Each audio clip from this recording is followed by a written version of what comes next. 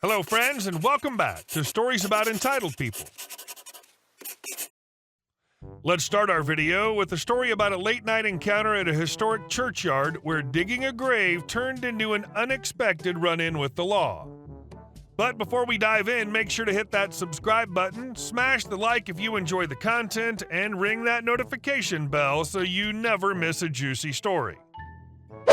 Just digging a hole. I used to live in a semi-rural neighborhood, and back in my youth, I got roped into helping out at my local church, cutting the grass, cleaning the gutters, helping hand out hymn books occasionally. As we're a rather old church dating back to the 12th century, we can't use mechanical diggers, so it's all by hand, and we have an appointment next Thursday. It rained all weekend, rained Monday, it rained Tuesday. By Wednesday lunchtime, it had stopped, but there's a wedding on at 3 p.m., so can't really do anything until they're gone. So by 6 p.m., I have my tarps out covering the grass, cut the turf, and start digging. Sod and spadeful spatter on the tarp. At 8 p.m., I have to break for something to eat and drink and to grab a light, old kerosene lantern. I'm still digging at 10:30 p.m. It's fairly dark, but there's enough light to see from my lantern and the street lights at the edge of the churchyard, and it's not as if it's a precision job. The 10:35 p.m. bus goes past, and a few minutes later I see flashing lights and then two bright lights coming towards me. Now at this point I'm slightly over 4 feet deep in a 6 by 4 foot hole in a graveyard with a spade in my hand. Bright light number 1 shining in my face. What are you doing? Me, looking at my spade, the soil, the hole. Digging a hole? Got a few more feet to go. Everyone's got a smart mouth. Bright light number 2. Get out of the hole. Me. Why? I need to dig this. BL number 1. Out now. So I climb out the hole.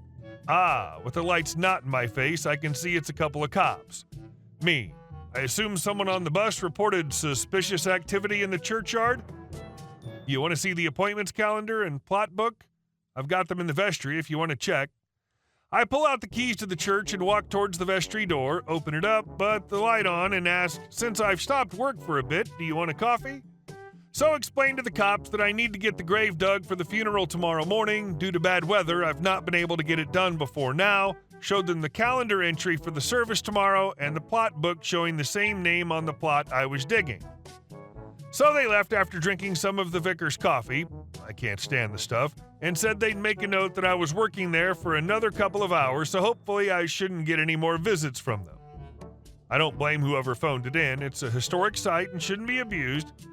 But I do wish the cops didn't have to shine their lights in my face, ruining my night vision. The service the following day went well, and I put all the soil back in the hole by 6 p.m. Plot book, as it says, it's a book with a map listing all the plots in the churchyard and the contents. As the churchyard was near the river, when the ground got wet, it tended to stay wet for a while. We didn't use the far end of the churchyard where it sloped towards the river, as things tended to float as the water table was that high. Imagine if you didn't have that evidence to back up that you aren't doing something illegal. That's why you always want to have evidence if you're doing anything remotely suspicious in the public eye. And our second story. Want me to pay for a service I will not receive? About 5 years ago, I married the love of my life. One of the plans for our honeymoon involved a full spa day at this cute little ma and pa place in the town we were staying in. I was hesitant to book it because it was a pretty big splurge for our budget. However, it was our honeymoon, so what the hell, it's worth the memories. Spa day rolls around. Probably should have confirmed the calendar the night before, but I already knew the appointment was for 11 a.m. I now have to admit this was a TIFU. Anyway, we wake up and slowly start to get ready. Then my calendar reminder goes off at 10 a.m. saying our spa appointment is now starting. Okay, my bad, but honestly, it isn't the end of the world. The whole thing was supposed to take 6 hours, and we're staying 5 minutes down the road. We can be out the door in a minute or two. I called the spa, and Karen answers the phone. I give her my info and ask if we can still come in and just skip the first 30 minutes of our massage. Karen tells me there's absolutely no way we can come in late to an appointment. Their therapists are on a tight schedule, and there isn't any way they can accommodate our poor planning. Yes, she said that. My polite pleas fell on deaf ears. On top of that, Karen also said that the card I put on file would still be charged for the full day. My new wife and I had to accept that there wouldn't be a spa day on our honeymoon. We were going to attempt to make the most of it anyway. We were optimistic as we were still in a tourist town. We just had to keep in mind whatever we did would add to our budget. That was until the spa called us back about 20 minutes later. Me, hello? Karen, hey, this is Karen again. The card you used to book the appointment was declined. In order for us to pay for our masseuses, I need another card to charge the pre-booked appointment. Me, oh, that's right. The card was stolen 2 months ago. You want me to give you my new one for a service I'm not going to receive? Karen, yes, we have to charge you in order to pay our employees. Me, oh, well, good luck with that. Bye now. Second call. Me, hello?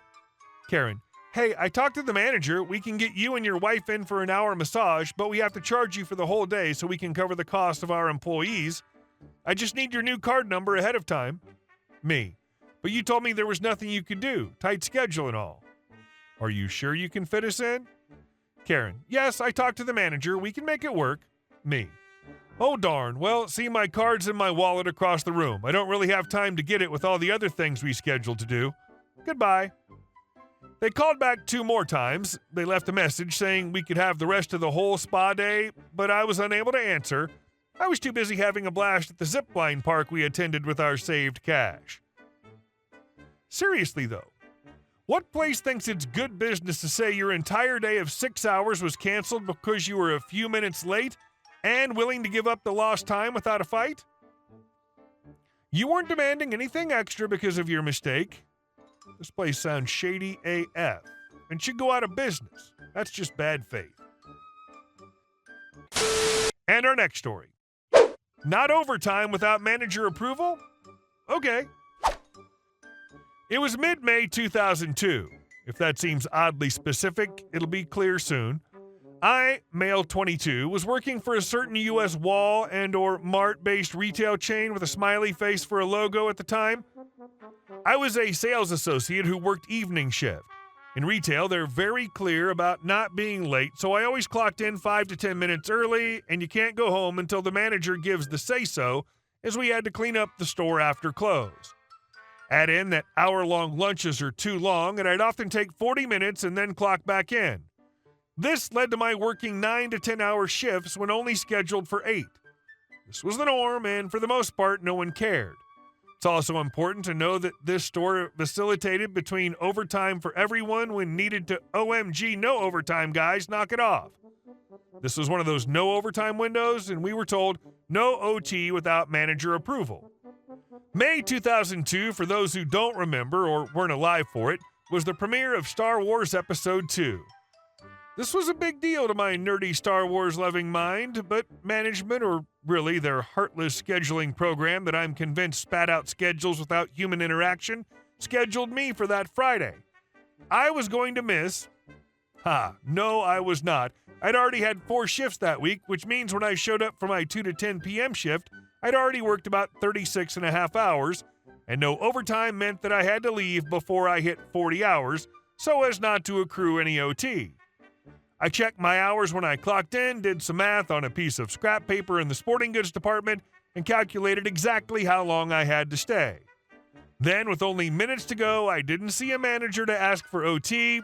They were often in the back or front end, rarely in the middle store where I worked, so I marched to the time clock and punched out. I gave my keys to a confused coworker saying I had hit 40. Go to talk to Tony, he suggested. Tony's not a pseudonym. I just don't remember their names 20 years later. Thus, leaving around 5:30-ish, I had plenty of time for a 7 p.m. show. It was great.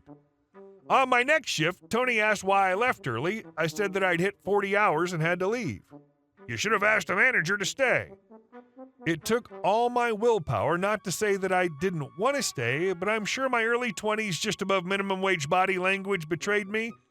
I said something to the effect of, I'll look harder next time, that neither of us believed, and that was that. I'm guessing they wanted you to clock in on time, take your full break, and clock out on time. But obviously no management supervision, so I guess that's on them. And our last story. This land is my land. That land is your land. Back in the early 90s, my friend told me about his buddy who owned a farm in a rural area that was quickly turning into a suburb. Big-name hotel chain started building a new hotel right next to his farm. The construction was moving along fast, with workers all over the place putting up this fancy hotel.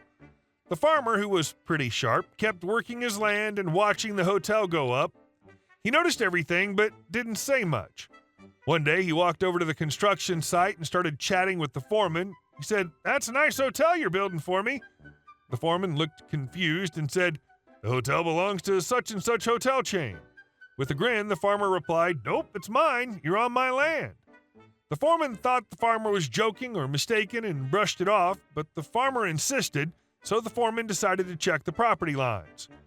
Sure enough, the survey crew had messed up, and the hotel was being built on the farmer's land. The construction company was already deep into the project, with a lot of the structure already up. Stopping now and tearing it all down had cost them a fortune. The farmer had been waiting for this moment. He knew the company would rather pay him than face the massive cost of starting over, so they had to negotiate with him. The hotel chain had no choice but to offer him a huge sum of money to buy the part of his land they'd built on. The farmer, who'd played it smart all along, named his price. In the end, the hotel company paid the farmer a ton of money, way more than the land was worth before the construction started. He turned a potential mess into a big payday, securing a comfortable future for himself. The hotel was finished, and every time he drove by, the farmer chuckled, knowing that grand building was a testament to his quick thinking and patience. People who think that farmers are uneducated rubes are so often slapped awake. Your friend's farmer friend played his cards extremely well. Hey guys, thank you all for watching the video. I'll see you in the next one.